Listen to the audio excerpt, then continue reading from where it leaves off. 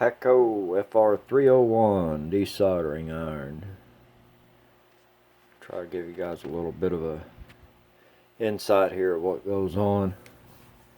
Had a lot of people asking about it, and do a little run here and see what happens. Show you my method of doing this, if possible. I don't have the board on the stand, I just got it laying on the bench, so.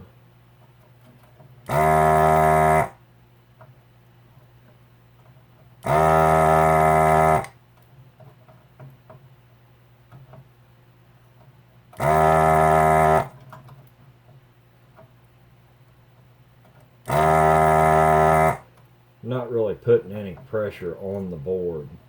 I use two hands and just barely put any kind of pressure down on it. You don't want to put any kind of down pressure on the board if you can keep from it.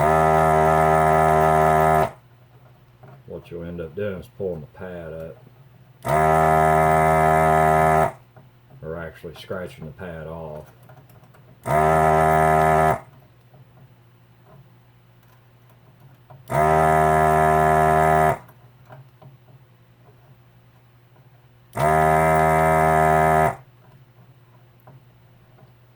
Got one there. I'm going to leave one sticking up to show you what you do in that case. Because Lord knows there'll be some sticking up.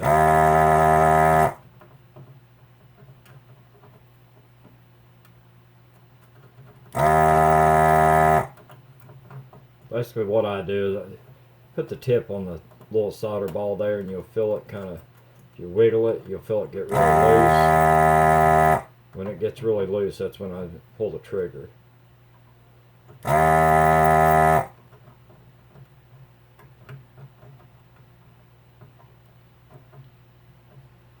there's bent over.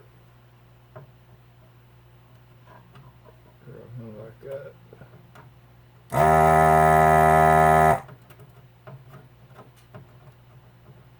And once I pull the solder, continue to wiggle a little bit, see if the pin actually falls down.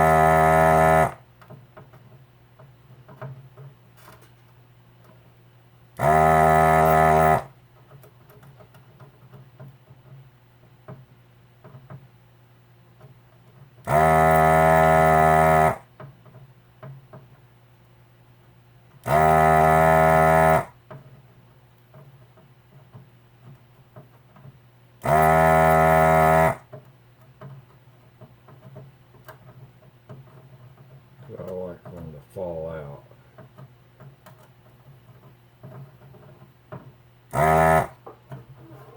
We're going to leave that one up. Feels like there's another one there that kind of stuck up. A little bit more heat on him, wiggle around. Yeah, he ain't going to fall out.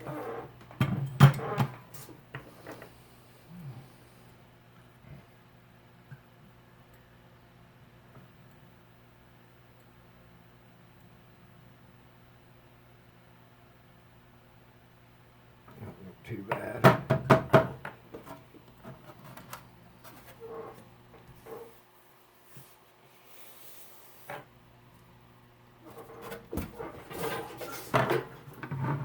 Alright, now we got a couple that didn't come out.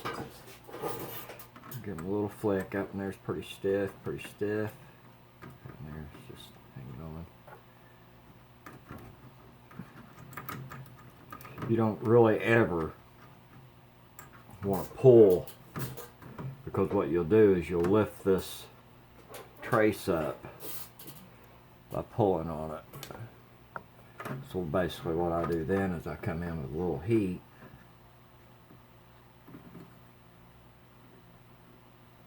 grab a hold of him, and just put just a little bit of heat on him. So see how he got real loose? Prick him right out of there. See, there's a little glob of solder there on the corner. If you pull that up, you'll pull that trace up. See, there's a big glob of solder there. See? And then we can come back in with this. Put a little heat on it. Pull all that extra solder up.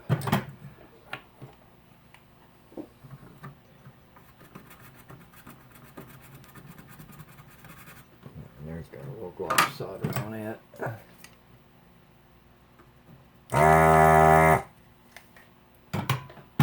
Suck it up.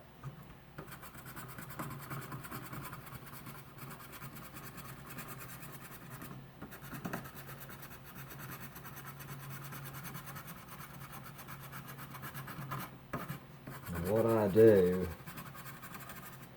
everybody's got their own method of doing this. This might not be the way everybody else does it. This is just the way I do it. Everybody will be screaming, oh no, that ain't the way you do that. But it's just my method. Now what I do is I come in with a needle and I'll look. And any little clov of solder that's sticking on the edge of the board around the pads, I knock it loose.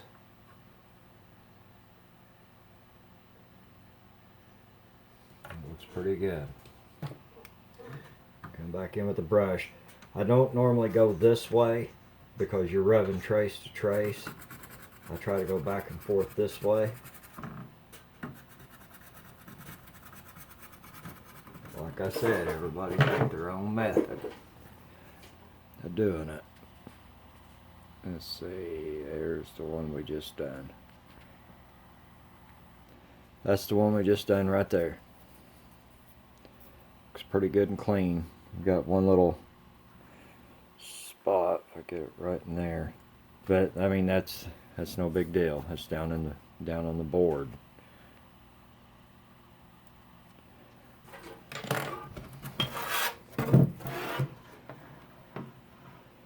Of course, this is the one we done here, and we haven't cleaned it up yet.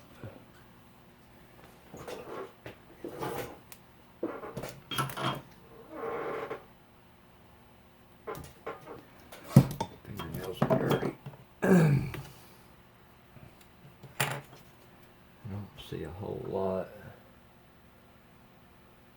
It's really hanging out as far as little solder stuck on the board. And there, looks good. Looks good, looks good, looks good.